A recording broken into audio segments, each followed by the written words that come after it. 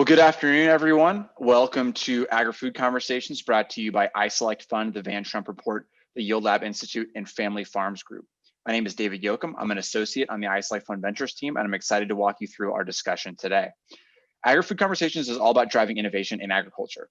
Each month, we highlight a specific theme, including emerging topics such as soil health, plant genetics, vertical farming, and aquaculture, to name a few. This month's theme is nutrient efficiency. And on today's call, we are joined by Yuval Aviel, CEO of Autonomous Pivot. Autonomous Pivot is developing an AI platform to help farmers boost crop yield by turning the install base of common center pivot irrigation systems into an army of autonomous AI farming robots. The company's platform includes a nitrogen torch that measures nitrogen levels in soil, as well as sensors for soil moisture, crop disease, and more, all based on deep learning and artificial intelligence that can make autonomous farming decisions.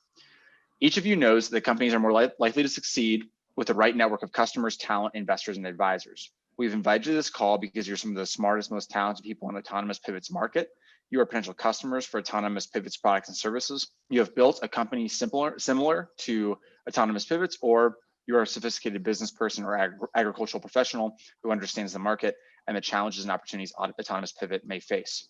Before we get started, we have a quick poll question to get a better idea of who we have on the call today. Please take a few seconds to answer. And while doing so, a few process comments. We are not soliciting investment. This presentation is to provide information to help Autonomous Pivot find customers, mentors, and other strategic relationships that can help them grow their business. You are all on mute. You can use the chat window to ask a question at any time. This presentation is being recorded and will be available for replay. And without further delay, I am pleased to introduce Yuval Aviel, CEO of Autonomous Pivot. Yuval, please take it away. Thank you very much, David. Thanks for your support. And thanks for inviting me here to talk today. So my name is Yuval, and I'm the CEO of Autonomous Pivot. And what we do today is talk a little bit about Autonomous Pivot and what we do, but then we will dive into the nitrogen part. Since we are in the fertilizer and efficiency, we'll talk a lot about the nitrogen efficiency. And I do encourage you to use the chat window and ask questions during the talk, and David will jump in and give the questions to me. So without further ado, I will start with the team. This is myself, Yossi, Yair, and Lee Wheeler from Kansas, United States. We all created Autonomous Pivot, which is basically what we do is we take a bunch of sensors and we mount them on an irrigation pivot. And so the sensors move around the field with the pivot and collect information. This information is transmitted to the cloud, analyzed, transferred back to the farmer and to the pivot itself. The things that we are collect are soil moisture, nitrogen data, and crop protection. This is a soil moisture sensor. It's the most innovative and unique of our sensors. This is actually a ground penetrating radar, which collects the soil moisture in the soil without touching the soil. And since it doesn't touch the soil, and since it's connected to the pivot, it can move around and collect hundreds of sampling points around the field. And this is compared to today's technology that is a single soil moisture, just a single one in a huge field. So this is much better sampling that we can do with our device. Now, since we are in the field and we are moving and taking the important agronomical data, we want also to collect the other important data, which is nitrogen and nutrition in general. And this is a device that we will talk a lot about later. So I'll just briefly mention that we use a camera to take several images and we combine them into an NDVI image. Then we extract a specific leaf in that image and we compute the nitrogen index. We do that over and over again for thousands of leaves and all around the field. We can do it in the night only. Yeah, I'll talk about this more later. Last but not least of our sensor is these cameras here. These cameras take a two types of images, a wide field of view image to detect anomalies in the field, and then a very narrow field of view with very high resolution that it can detect any fungi, viruses, insects, anything that harms the crop. And so we keep the crop healthy. There's a power panel here that powers everything. All this information is uploaded to through cellular information to the cloud and provided to the farmer through the app. There's a lot of information to share, and the app is pretty elaborate. There are several screens here. Let's go from left to right quickly. And on the left, you can see an image of the crop. You can zoom into this image. You can see the automatic detection of growth stage. This is done by deep learning. You can see the water balance here, what is lost to evapotranspiration, what is gained from rain and irrigation. We also cooperate with third parties, in this case, aerial images. And you can see the aerial images of this specific field. This information is also going into our AI engine in the cloud. What farmers really care about is the last screen. And this is the recommended prescription of irrigation in this case, but we are also working on fertigation as well. This irrigation screen shows you how much you irrigate at the moment and how much you should be irrigating in 2 days from now, according to all the information that we collected. So we talked a little bit about the sensing that we do, about the analysis that we provide. And I want to mention now the last part of it, which is the action. This is what makes us really different in this field, because we not only recommend our insights, we also act upon it, and we can take the recommendation and feed the pivot exactly with this recommendation. And so we close this autonomous feedback loop, and we leave very little to worry about for the farmer.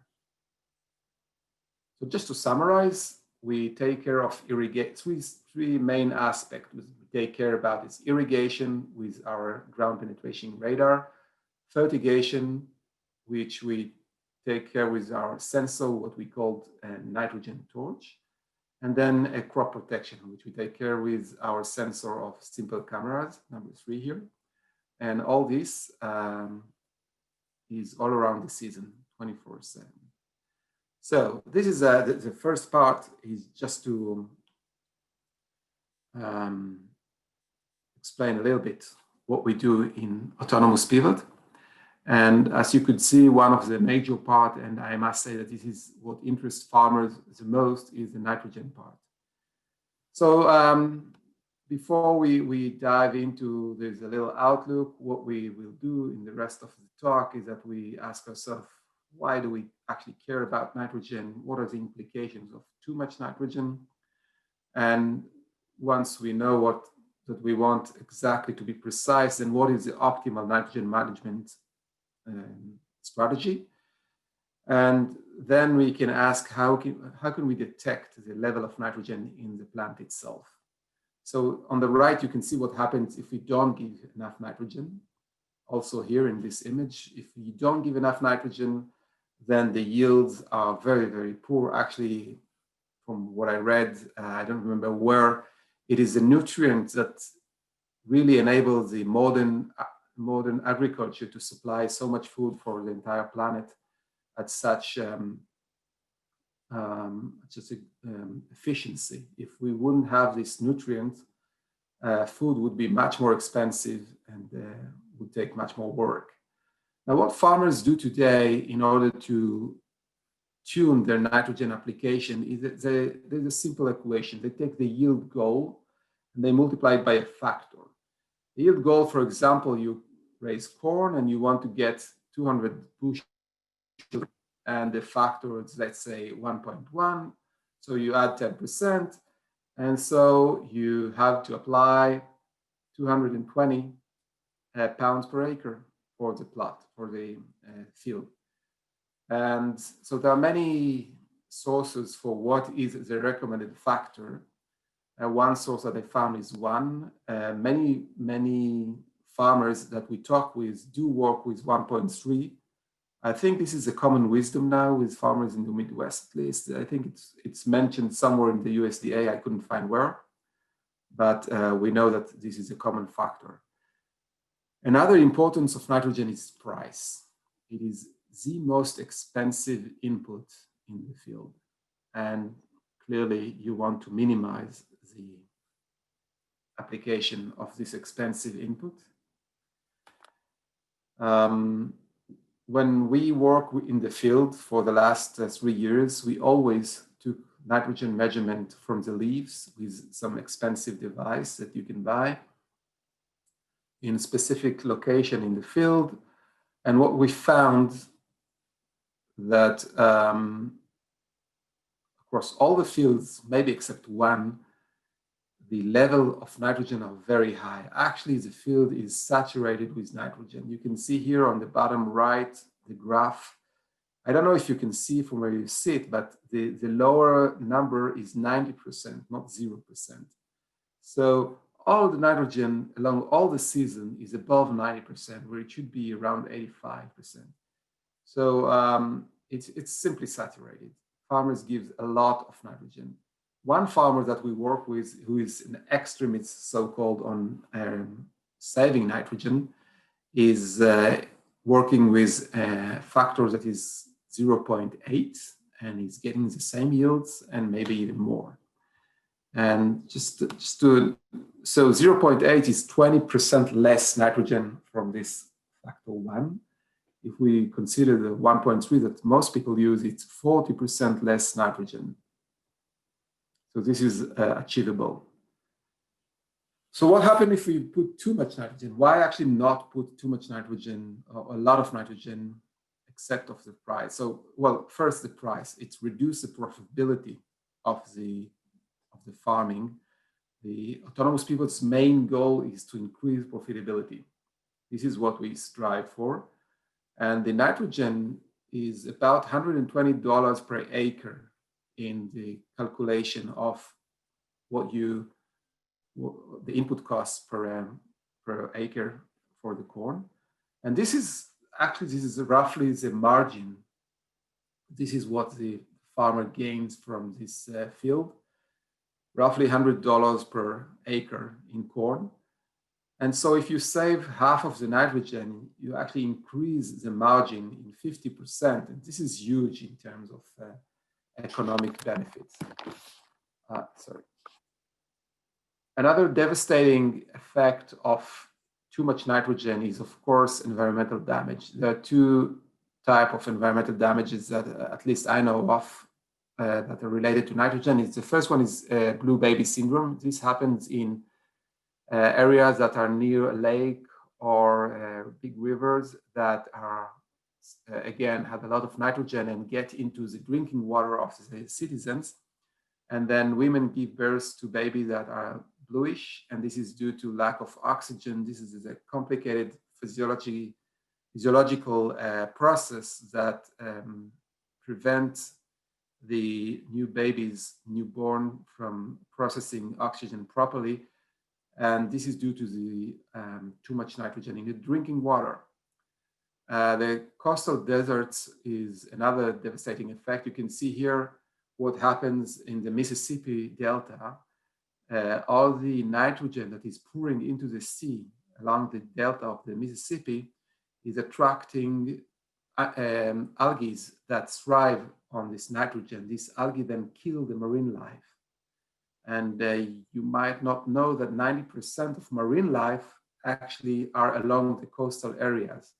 So killing marine life along the coastal area is very bad. It's really bad, and we should prevent that.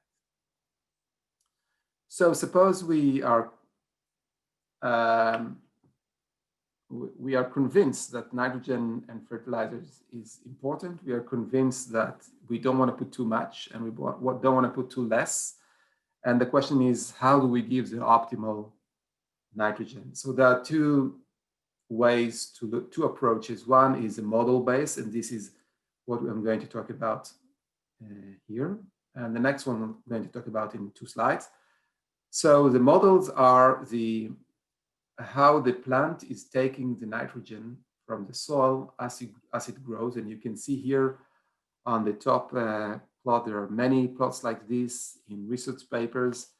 and the plants are not taking the nitrogen on a linear way. In some growth stages, the nitrogen consumption is very low. For example, up to V8 in the corn case, there is literally no consumption of nitrogen. And then there is start of the expansion, rapid growth of the plant, and then there is a tasseling and building of the kernels. And after that, again, there is no use of nitrogen anymore. And so if you know the growth stage of the plant, you can time your nitrogen delivery much more precisely. Another problem with giving nitrogen is that it is leaching to the soil. Like I said before, it's leaching to the underground water, and you don't want to give the nitrogen before a heavy rain is coming. So you need to be aware of that too.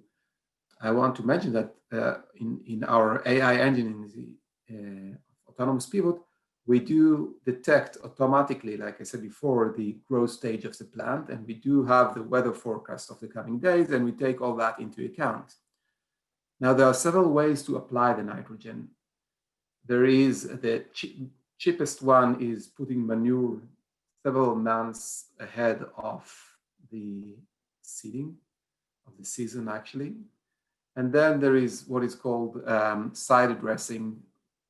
It's done with a tractor. It can be given in the early stage of the plant, up to V8, I guess. And then a tractor cannot go into the field anymore. And this is giving through the water in what is called fertigation. And yeah. Now, here on the bottom plot, you can see what is used by the plant. What is the nitrogen used for by the plant? And it's starting, like I said, when the plant is growing very rapidly, it's for the green stuff, and then it is mostly going to the kernel, and hence the yield is tightly related to the level of nitrogen. And another new aspect that's coming with nitrogen management is the frequency that it is given. Today, like I said, there are several types of nitrogen, and there are several ways to provide this nitrogen to apply it to the field. And it's mainly in bulks. You put pre-season in when the plants are small, and then 2 or 3 fertigation in the irrigation season, and that's it. Another approach is what is called spoon feeding, is providing much less nitrogen, but much more frequently.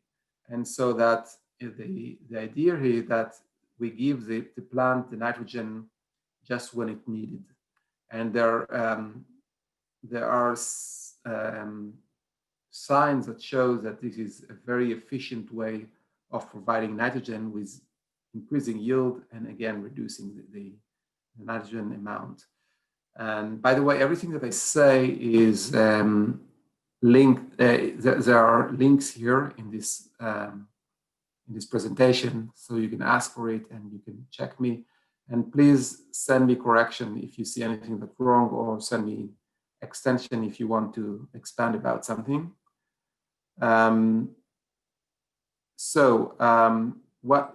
Like I said, this is a model-based way of providing nitrogen. But what if we could just ask the plant how much nitrogen it needs? Now, lucky for us, there is a way to do that. The nitrogen is predominantly taken by the chlorophyll nucleotides in the leaf. And so the more chlorophyll there is, the more nitrogen there is. So the chlorophyll is a very good proxy of the nitrogen in the plant. And so we just need to see how much chlorophyll there is. The chlorophyll is green. It reflects back the green. It absorbs the red and the blue. And this is what we see here on the right. Let's take a look on the right graph here.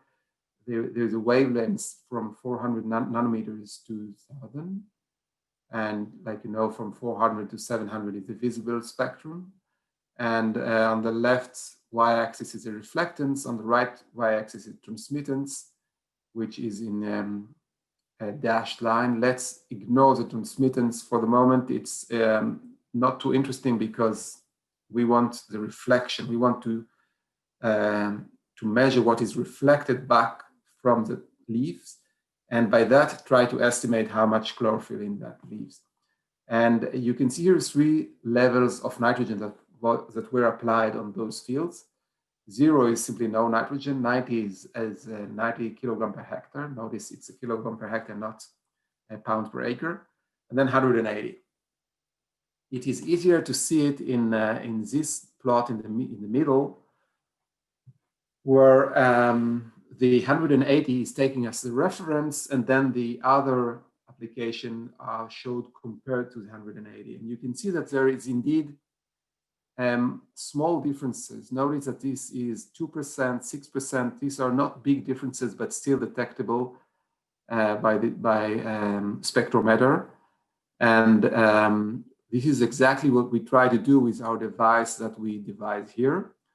And here we have LEDs that emit a specific spectrum. Without going too much into details, we have here a camera that take a shot of this specific wavelengths and combine, like I said, these four pictures into a single composite picture.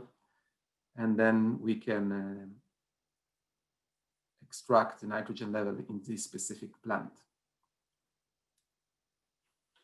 So this is all about how we detect nitrogen. There is also a question about where do you take the nitrogen? So nitrogen is not uniformly spread along the plants. It is going to where it needed most, and clearly it's the upper leaves where the photosynthesis can be optimal, and it is in the grains of the plant. And so we take the fully expanded upper leaves, it's called. It's the upper leaves that are fully expanded. And we detect there the nitrogen level. I have to mention that in aerial images that are trying also to do this process of extracting nitrogen level, there is another level of complexity and some hurdles that they have to overcome. And this is since they see everything and they have to discriminate, to separate the leaves from the flowers, from the soil. They have to consider the spectrum of the sun, and it is not so easy. Our device is in close proximity to the plant and it works at night, so we can select a specific leaf and we are not disturbed by any other spectrum. We know exactly what the active light that we are using. And then we can calculate the nitrogen index for this specific part of the plant. And this is very precise. Now, there's also an important question of when. When do you measure this, the nitrogen level? Apparently, it really matters, because if you measure in the midday or in the morning or in the evening, there are differences of, again, 5%, and 5% is all that we have there. So you really have to know when you are measuring, and you have to repeat this measurement at the same time, or otherwise you will get wrong results. And there is a reference here that's showing that. Oops. And I can again say that our device is taking the measurement every couple of minutes, basically. And so we can take into account the hour and also compare measurements that we're taking at the same time. And this is to be contrasted with aerial images that has a lot of constraints, like weather, winds, clouds, and logistics, just when they can fly and where. And this is again making readings and precise reading of nitrogen pretty tough. So this is basically it. So just to summarize, yeah, I have 5 more minutes. So we all agree that fertilizers are acutely important, both for farmers and for the environment protection, but yet they are poorly managed. The main reason of this poor management is the lack of continuous, reliable, and affordable information of this nutrient status. And this is exactly what autonomous pivot is starting to do. And we want to provide a continuous, reliable, and affordable sensor. And our AI agronomist in the cloud is not only taking this information from the sensor, but it also combines it with some information from the web in order to extract the optimal fertigation plan. And since we can close this loop and feed the nutrient pump with our plan, we can close this loop and do it autonomously and provide a real autonomous farming, basically. Thank you very much for listening.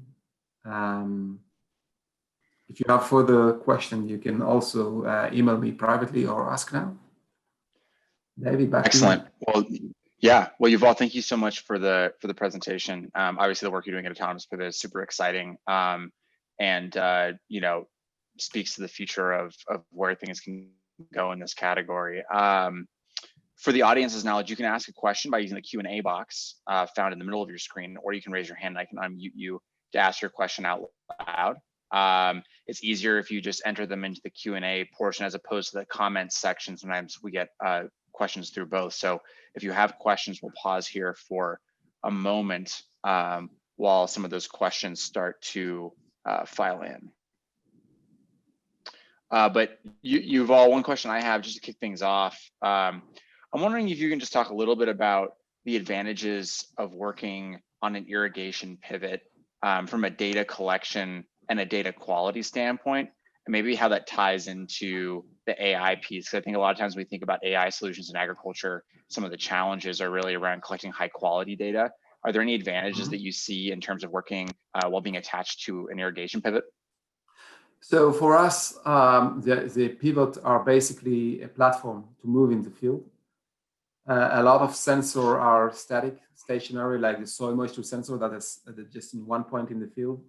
And sampling for one point in such huge fields like 120 acres makes very little sense because there's a lot of data. And like you mentioned yourself, AI needs data in order to be precise. And so the advantage here is that we can move around with a pivot and collect a lot of information while the pivot is irrigating. And also farmers are willing and will be glad to do what we call the scouting round, that is move the pivot without irrigation, so that just to collect the information. Got it. One of the questions that we have from the audience is, how accurately is your moisture sensing and what ground truth method do you use? So the question of accuracy is very important. Unfortunately, I can't give an answer now. It's in the work. Our sensor will not be available this year for the mass market. It will be in selected fields in USA. The ground truth that we use is a device that is called AtLeaf, and it is one of those devices that you buy. It costs about $2,000, and it uses, again, active light. You put the leaf inside, and it gives you the level of nitrogen, of chlorophyll, basically, in the leaf. Got it. Another question here from the audience here is from Eric Jackson. Have you studied the expected rate of replacement of center pivots on a farm with drip and other more efficient irrigation systems?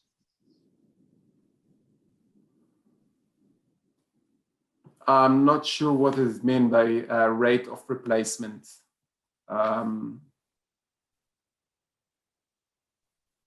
Eric, if you could elaborate on that. Rate of replacement of center pivots on farms. Eric, I gave you the ability to ask your question live if you prefer to. Can you hear me? Yeah. Yep. Yeah, so I mean, I think this obviously doesn't apply universally, but there's a lot of places in the Midwest in the US where the pivot is either going to get regulated out of existence or economically forced out of existence due to water scarcity. And so growers that are in irrigated systems or want to remain in irrigated systems are going to have to find a different solution. And I'm just curious, and I do not know that this isn't a trick question. I do not know at what rate this is happening or is expected to happen. But if your platform goes away, I think that obviously poses a challenge. So I'm just curious if you've studied that phenomenon or not. I understand the question. Okay. Like I mentioned briefly on the beginning of the presentation, our devices are actually not really dependent on the pivots themselves. The pivot is a carrier for us. And then, well, you say the pivots are, being replaced with drip irrigation. I would be glad to see data about that. But I think there are also all kinds of robots that are being developed, and they will be roaming the fields pretty soon. My expectation is that in 5 years, we will have, a lot of variety of these roaming robots that will basically collect information or do little weeding, and this could be carrying our sensors as well. Okay, so you're not married to the pivot, even though it's no half of your name. No. Okay. No, this is just like a foot in the door. Instead of waiting for the robots to be developed or developing ourselves, this is the first thing that is moving in the field. Got it. Okay, thank you. Thanks for your question, Eric. Another question here from the audience. Do you anticipate the data analytics platform might scale to the point where you might be able to license or build a subscription model for aggregated data for farmers who might not be able to outright purchase your sensor? Yeah. If I understood correctly the question, and so I do think that once we have thousands of pivots with this data, we will be able to license this. And well, we are toying with the idea of offering what we build. Or let's take a step back. What we build here is basically a system. It's not a device. It's a whole system. It's a platform that can be used for many applications.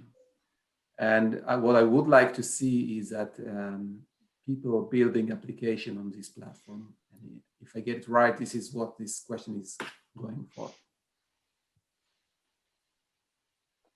Great.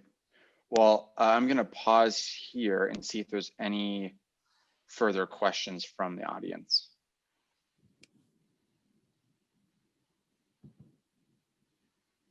Speak now, forever hold your peace. Okay. Great. Well, Yuval, I do have one final question for you. What can the audience do to help you out with? What are the things that Autonomous Pivot needs the most right now?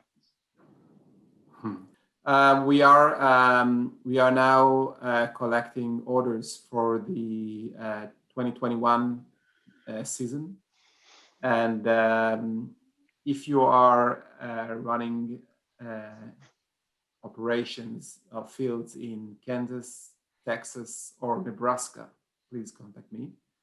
And anyone that wants to cooperate with us or have any questions, please go ahead. Don't hesitate. Excellent. Well, Yuval, thank you again so much for your time today, and to the audience for your thoughtful questions. To let everybody know, we host these calls every week, Thursdays at 3 p.m. Central Time. You can register for AgriFood Conversations as a series by going to agrifoodconversations.com. If you know someone that would like to view this webinar, feel free to share it with them directly. Also, a replay of this webinar will be emailed to you in the next 24 hours. And any newcomers can sign up at agrifoodconversations.com. Otherwise, thank you everyone for joining us. Have a great rest of your Thursday. Thank you very much, David. Thanks, everybody.